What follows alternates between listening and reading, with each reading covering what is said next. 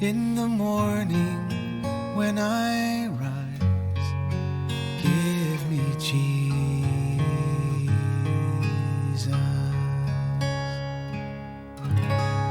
Good morning. Yesterday we saw how if God says it, you can trust Him. And it doesn't matter what the circumstances are, because if He said it, it's going to happen. Well, Jesus said, we're going to the other side. A storm comes up and everybody freaks out because they're afraid this storm is going to sink them. In fact, water's coming in the boat. Well, Jesus said, don't you have any faith? I told you we're going to the other side. He rebuked the storm. The winds died down. The sea calmed down. And they made it to the other side, no problem. See, if God says it, it is, regardless of what the circumstances are. Put your trust in Him. The enemy will do everything he can to undermine faith, but you keep holding on to the Lord and keep your trust in Him, and you'll see what He said will in fact prevail. Well, today we're starting chapter 5, and we're stepping into a subject that not many churches are willing to talk about. People don't want to hear about this, but it is real. This Jesus of Nazareth, Acts 10:38, He went about doing good, healing all who were oppressed of the devil.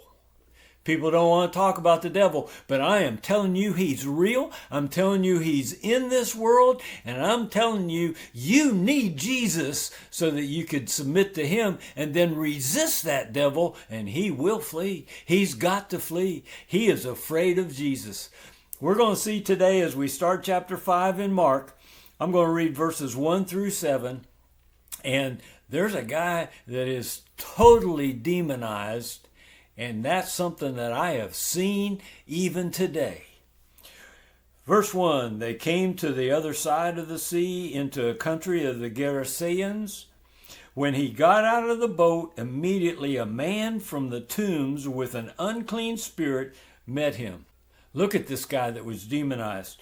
He had his dwelling among the tombs, and no one was able to bind him anymore, even with chains, because he had often been bound with shackles and chains, and the chains had been torn apart by him, and the shackles broken in pieces, and no one was strong enough to subdue him.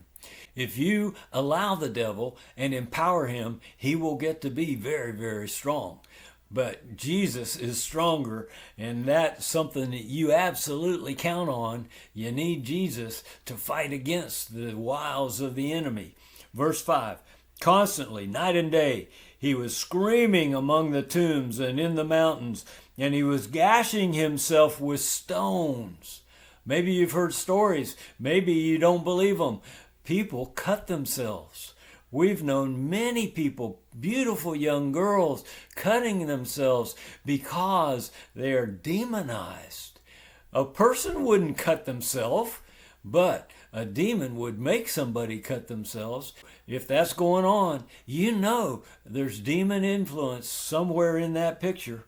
Verse 6, seeing Jesus from a distance, the man ran up and bowed down before Jesus. This man wanted to be free. He ran to Jesus, and he even worshiped Him. He bowed down before Him. But look at what the demons did. Shouting with a loud voice, he said, now this came out of the man's mouth, but this wasn't the man talking. What business do we have with each other, Jesus, Son of the Most High God? I implore you by God, do not torment me. Well, Jesus looks at the guy and says, come out of this man. We're going to see that tomorrow. Jesus knew he wasn't talking to the man. He was talking to a demon. Folks, one day I was walking with a guy to a ministry time, and what came out of this man's mouth was, you're wasting your time. He's ours. You're not going to get him.